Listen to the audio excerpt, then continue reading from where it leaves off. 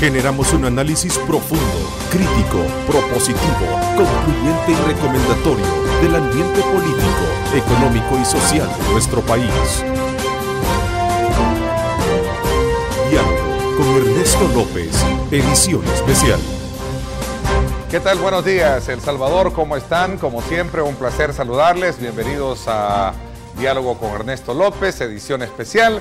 Qué placer estar con ustedes en esta mañana de día viernes, que queremos, por cierto, saludar a todos los capitalinos. Este día inician las fiestas patronales.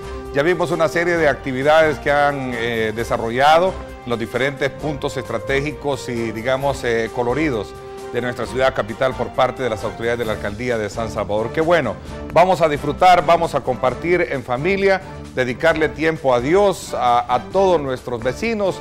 Pasémosla bien en esta semana de vacaciones, que desde luego nosotros vamos a estar compartiendo con ustedes, como siempre, nuestro trabajo periodístico. Así es que, desde ya, gracias por acompañarse de Cadena Megavisión AM. Somos canales 15, 19 y 21, cubriendo todo el territorio nacional. Nuestro análisis político de este viernes tiene como base de discusión estudiar el comportamiento de los partidos en las negociaciones para funcionarios de segundo grado, que terminó siendo este miércoles pasado, tal y como lo habían de alguna vez, de algún caso proyectado algunos sectores, un nuevo madrugón. De hecho, esto llevó consigo a no elegir el pasado miércoles en horas de la madrugada, sino que lograr consenso para la elección de estos funcionarios, pero sí establecer la reforma fiscal desde un punto de vista parcial. A las 10 de la mañana comenzaron nuevamente todas las discusiones en el seno legislativo.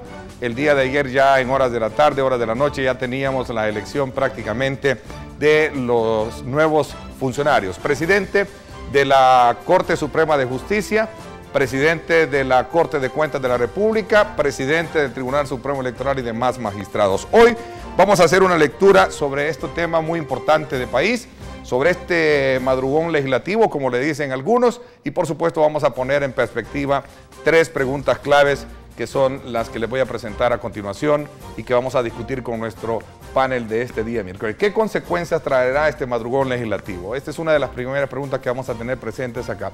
La segunda dice así, vamos a ver la segunda pregunta: ¿seguirá vivo el diálogo con los empresarios después de la aprobación de estos nuevos impuestos?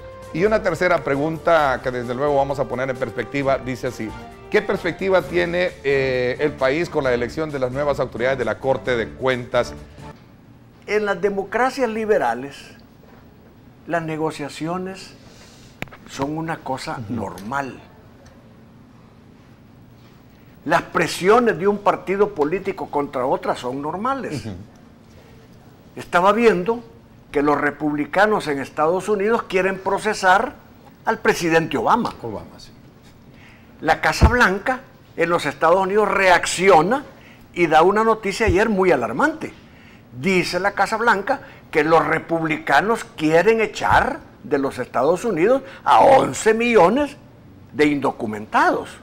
Entonces le devuelven a los republicanos, los demócratas, aquella amenaza que se cerría contra el presidente Obama. Entonces, ¿qué es lo que está pasando ahí? Lo que está pasando es que ya están calentando motores para la próxima campaña electoral. Y así es en todas partes.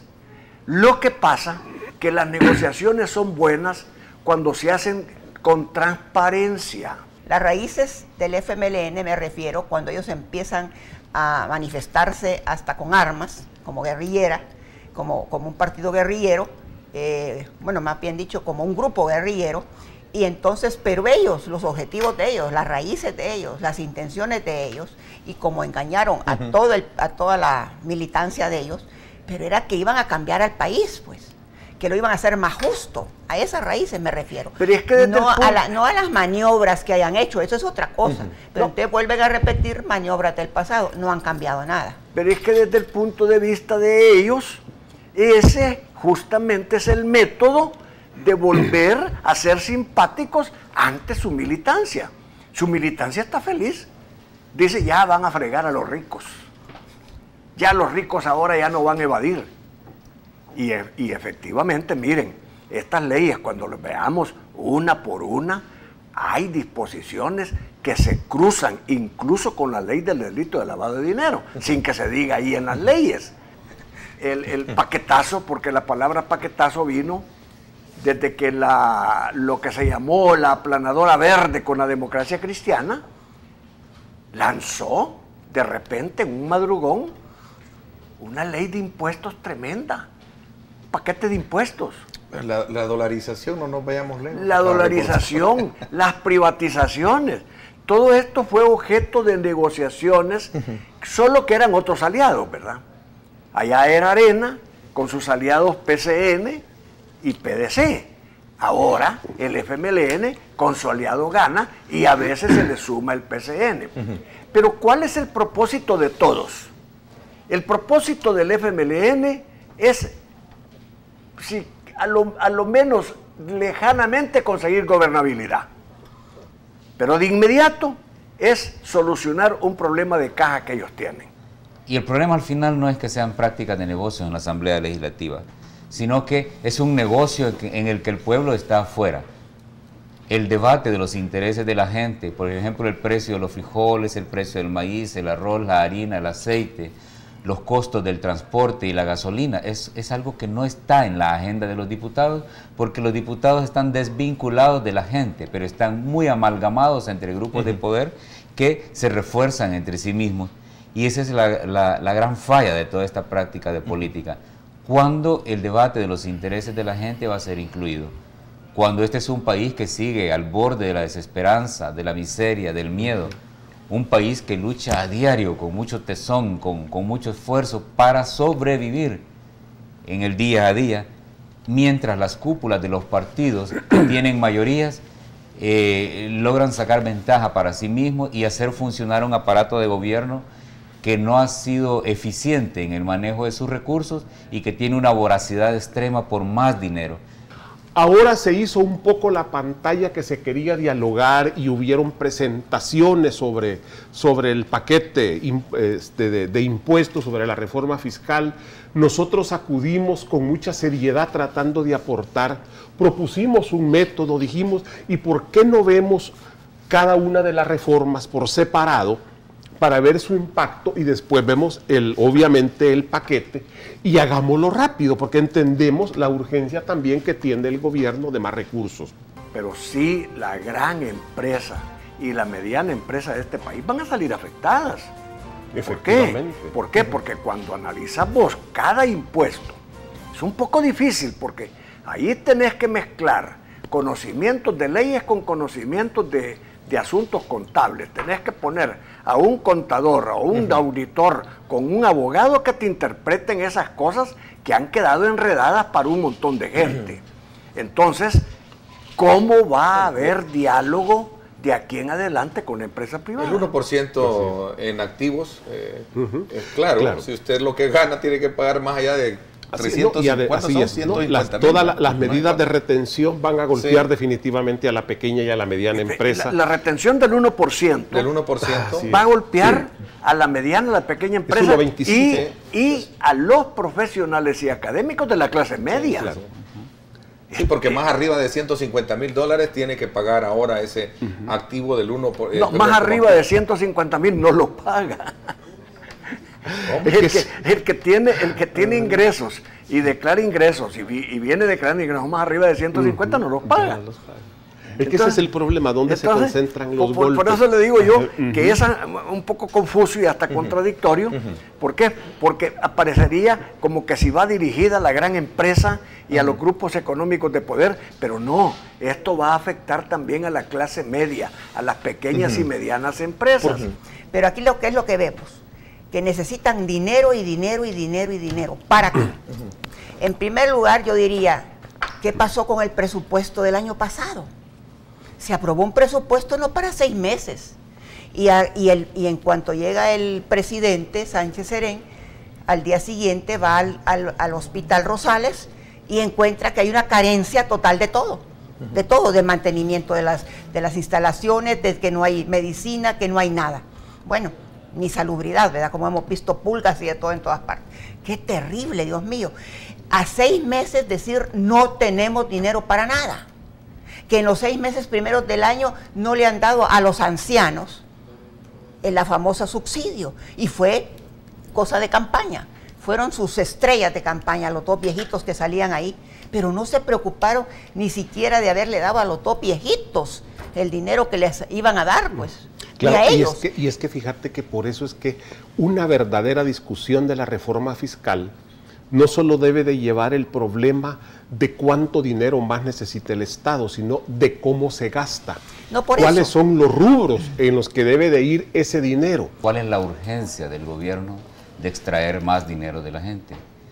La urgencia es porque tiene un problema de desfinanciamiento de su presupuesto, tiene una demanda social grande producto de su oferta electoral, va a comenzar a tener presión social para exigirle sus promesas de campaña, y recibió un gobierno sin dinero, una caja vacía, y eso es algo de lo que no se ha hablado, ¿verdad? Porque es un gobierno del mismo partido, el anterior, que no tuvo la capacidad de hacer una gestión diáfana, transparente, limpia, y poder haber dejado a su colega, ¿verdad?, dinero suficiente para terminar el año.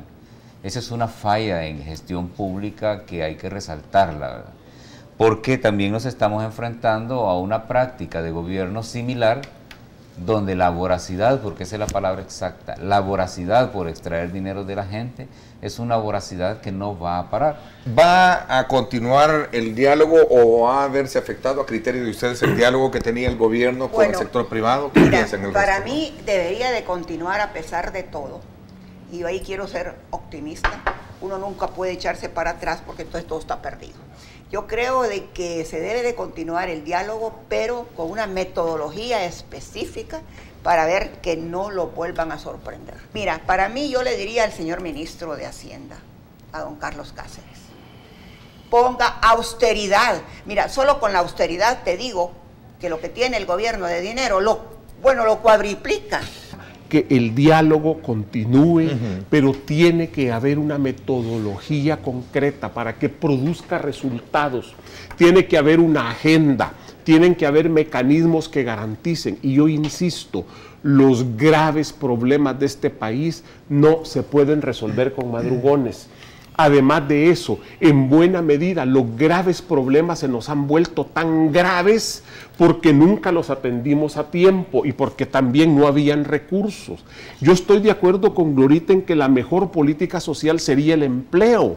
El problema es que hemos tenido un modelo y Arena implementó un modelo en que su objetivo no era el empleo, sino la ganancia y la voracidad de un pequeño grupo económico. Y al contrario, el modelo generaba desempleo porque el negocio era que los salvadoreños se desesperaran, se fueran para los Estados Unidos, desde allá mandaran el dinero y con eso ellos pasaron, muchos de ellos, de los rubros primarios de la economía al nivel terciario de la economía, a la especulación de tierras, al comercio, etcétera, para manejar esa nueva riqueza que estaban produciendo los salvadoreños, que fueron expulsados en los años 80 por la violencia, en los años 90 por la crisis económica que no se resolvió.